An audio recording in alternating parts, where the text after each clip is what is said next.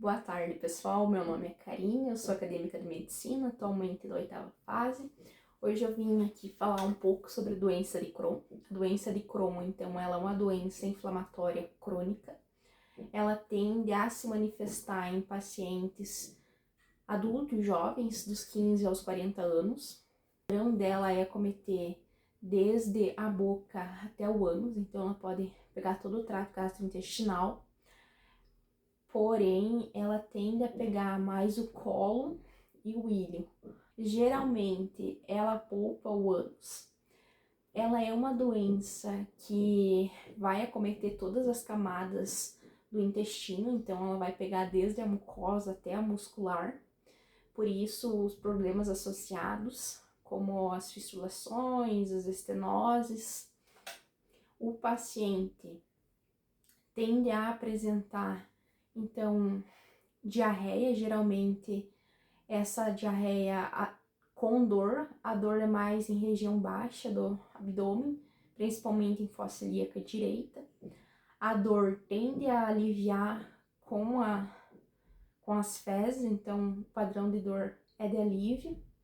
Além dessa dor em cólica e diarreia, o paciente pode ter quadros de febre agudos, principalmente então quando você vai ter as fístulas no intestino. A longo prazo, esse paciente pode ter estenose, perda de peso, então ele tende a perder a absorção de alguns nutrientes, dependendo de onde essa doença vai estar acometendo. Além dos sintomas, então, a gente tem sintomas que são extraintestinais. Então, o paciente pode ter dores articulares, as artrites, pode ter problemas oculares, principalmente as uveites, pode apresentar os eritemas nodosos na pele, um dos principais causadores de câncer aqui de risco, colangite esclerosante, então que vai ocorrer hepatobiliarmente.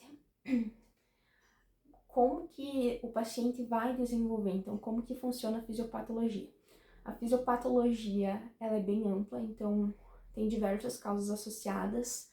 A gente tem a disfunção do sistema imunológico. Os pacientes vão ter lesões, se essas lesões muitas vezes vão proliferar muitos linfócitos, vão diminuir a flora bacteriana propícia do intestino, então vai diminuir as bactérias boas e aumentar as bactérias, ruins. Então, além de causas genéticas, tem genes, principalmente o NOT e o CARD, que eles têm uma predisposição a causar doença nos pacientes. Além da microbiota ser alterada por uso de alguns medicamentos, de alimentação, então todo um fator global no paciente que tem predisposição pode levar a ter, no caso. Tem também, com o passar do tempo, a perda da barreira epitelial, então aumenta a permeabilidade. Essa permeabilidade aumentada, ela vai gerar autoanticorpos, então vai ter uma resposta imunológica ali exacerbada, essa resposta não vai ser benéfica, então, por conta da microbiota que já está alterada. O diagnóstico, ele acontece por sorologias, aqui a gente destaca bastante o ASCA positivo, que é um dos principais marcadores que temos da doença do Crohn, sensibilidade de 70% aproximadamente. A colonoscopia, então aqui a gente vai enxergar os famosos pedra-encalçamentos, que vai ser as fístulas com as estenoses, então bem característico. Histopatologicamente vai ser encontrado granulomas não caseosos, pode ser feito exames de imagem, geralmente vai apresentar alterações mais tardiamente, então as chamadas nós em cordas, que vai dar para observar o intestino com fístulas e estenoses. O tratamento, por sua vez, ele é dividido em leve, moderado e grave. Aqui essa classificação vai basear a quantidade de peso perdido. Então, um paciente leve é aquele paciente que perdeu menos do que 10% do seu peso, não tem manifestação muito crônica, então ele não apresenta nada além dessa perda de peso mínima.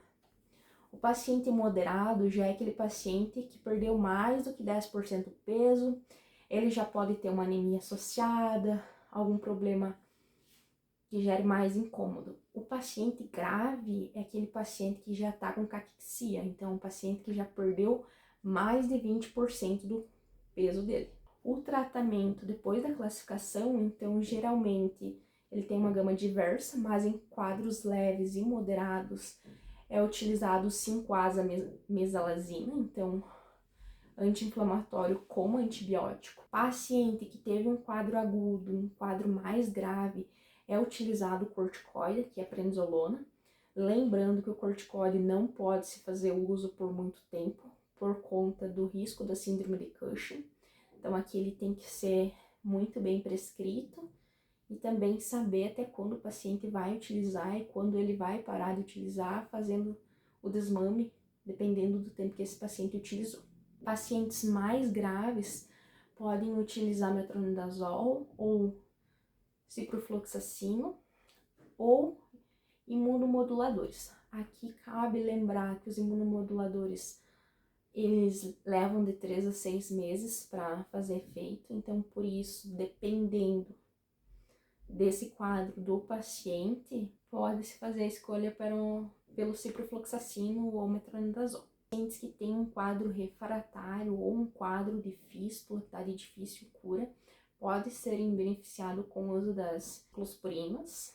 Então, ainda pacientes refratários, já em últimos casos, eles podem fazer uso dos imunobiológicos, lembrando que os imunobiológicos eles tendem a causar um pouco mais de depreciação do sistema imunológico, então é adequado cuidar com infecções, quadro geral desse paciente, com hemogramas, então para você conseguir ver como o paciente está reagindo a esse tratamento. Pacientes com megacolo tóxico, câncer, quadros mais graves, podem ser beneficiados com a cirurgia. Aqui a cirurgia laparoscópica, lembrando que na doença de Crohn a cirurgia não é curativa, então apenas serve para tirar aquela área afetada e impedindo que seja pior o prognóstico desse paciente.